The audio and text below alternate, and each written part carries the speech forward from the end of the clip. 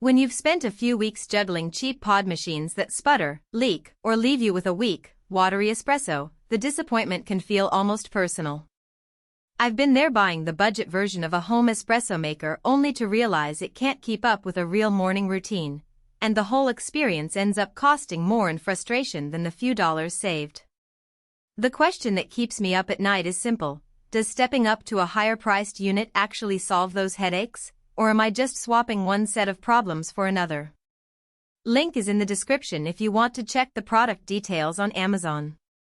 The machine I'm looking at today is a stainless steel espresso maker with a built-in milk frother. It promises barista-quality coffee at home, offers both single-serve and multi-cup brewing, and claims to be easy to clean. Those are the kind of promises that matter when you're trying to decide whether to splurge a bit more on a coffee station that actually fits into a real kitchen, rather than a countertop novelty. First, let's talk about the daily grind literally.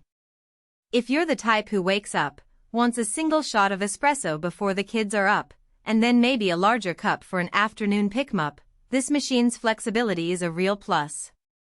The single-serve option means you can pull a quick shot without having to wait for a full carafe, while the ability to brew up to 5 cups in one go is handy when you have guests over or want to prep a batch for the office. In practice, the switch between modes is just a matter of selecting the right button, which feels intuitive after the first couple of uses. I tested it by making a solo espresso at 6 a.m., then later in the day ran a 5-cup batch for a small gathering. The transition was seamless, and the coffee retained its flavor profile, no noticeable dilution when scaling up. Now, the built-in milk frother is where a lot of home espresso machines stumble. Some models give you a froth that looks like foam but tastes watery, or they require a lot of manual effort. This unit uses a stainless steel whisk that spins fast enough to create microbubbles, giving you a texture that holds up well for both cappuccinos and latte art. I tried frothing a half-and-half mixture for a cappuccino, then a full-fat milk for a latte later in the afternoon. The froth was dense enough to sit on top without immediately sinking, and it stayed warm for a few minutes, which is a subtle but real convenience if you're not rushing from the kitchen to the couch. That said, the machine isn't without its trade-offs. It runs on 220V power and pulls about 1050 W, which means it heats up quickly, but it also draws a respectable chunk of electricity. In a small apartment where you're watching the utility bill, that's something to keep in mind. The heating time is roughly a minute and a half for a single shot, so you won't be waiting forever, but it's not instantaneous like some pod systems that preheat while you're still in the bathroom. Cleaning is another area where many espresso makers either shine or falter.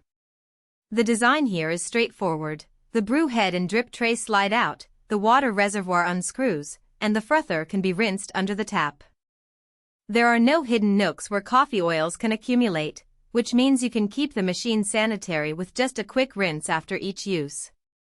I did notice that the water tank is on the smaller side enough for a couple of single cups before you have to refill, which could be a minor inconvenience if you're brewing multiple drinks back-to-back. It's a trade-off between a compact footprint and a larger reservoir that would push the machine's overall size up. Who should consider buying this espresso maker?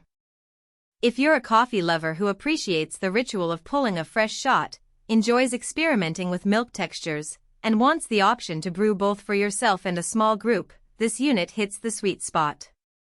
It's especially appealing for people who already own a decent grinder and want a machine that can do more than just a single espresso per day. The stainless steel exterior also means it won't clash with most kitchen aesthetics, and it can handle the occasional bump without showing wear. Who might want to skip it? If you're looking for a high-volume solution for a busy office or a family of 6, the 5-cup limit and modest water tank will feel restrictive. Likewise, if you're extremely price-sensitive and are okay with the occasional pod machine hiccup, a simpler model could save you a few dollars up front.